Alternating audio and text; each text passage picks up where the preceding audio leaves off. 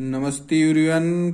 पृथ्वी पर सूर्य की स्थिति को देखते हैं। मतलब 90 डिग्री का एंगल सूर्य पृथ्वी पर कहां से कहां तक बनाता है। तो कर्क रेखा से लेके मकर रेखा के बीच सूर्य 90 डिग्री का एंगल बनाता है, मतलब सीधा चमकता है। 21 मार्च को सूर्य की स्थिति विषुवत रेखा पर होती है, विषुवत रेखा पर सीधा चमकता है। और फिर 21 मार्च के बाद सूर्य उत्तरी गोलार्ध की तरफ बढ़ना शुरू करता है और उत्तरी गोलार्ध में गर्मी की शुरुआत हो जाती है। और 21 जून को सूर्य कर्क रेखा पर पहुंच जाता है और कर्क रेखा भारत के बीचों बीच से होकर गुजरती है, इसलिए 21 जून को भारत में या कहें उत्तरी गोलार्ध में प्रचंड गर्मी होती है। और इस समय 21 जून को जो भी व्यक्ति कर्क रेखा पर खड़ा होगा उसकी छाया परछाई बहुत छोटी बनेगी या नहीं बनेगी। 21 जून के बाद सूर्य पुनः नीचे आना प्रारंभ करता है और 23 सितंबर को भूमध्य रेखा पर सीधा चमकता है।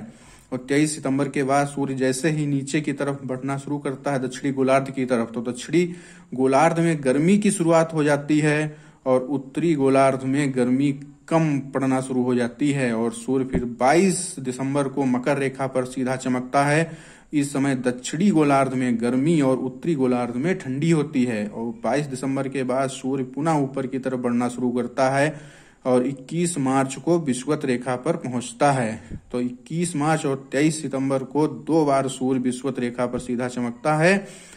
और उसके इस समय दोनों गोलार्धों में, उत्तरी गोलार्ध और दक्षिणी गोलार्ध में दिन और रात बराबर होते हैं। 21 मार्च के बाद पुनः सूर्य उत्तरी गोलार्ध की तरफ बढ़ना प्रारंभ करता है और फिर पुनः उत्तरी गोलार्ध में गर्मी प्रारंभ हो जाती है।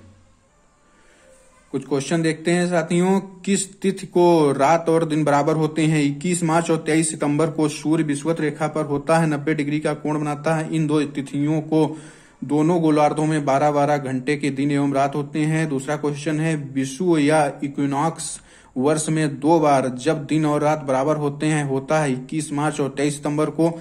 जब 21 मार्च एवं 23 सितंबर को सूर्य विषुवत रेखा पर लंबवत चमकता है, मतलब 90 डिग्री का कोण बनाता है, तो इसी को विषुव इक्विनॉक्स कहते हैं। दोनों गोलार्धों में दिन एवं रात बराबर होते हैं 12-12 घंटे के।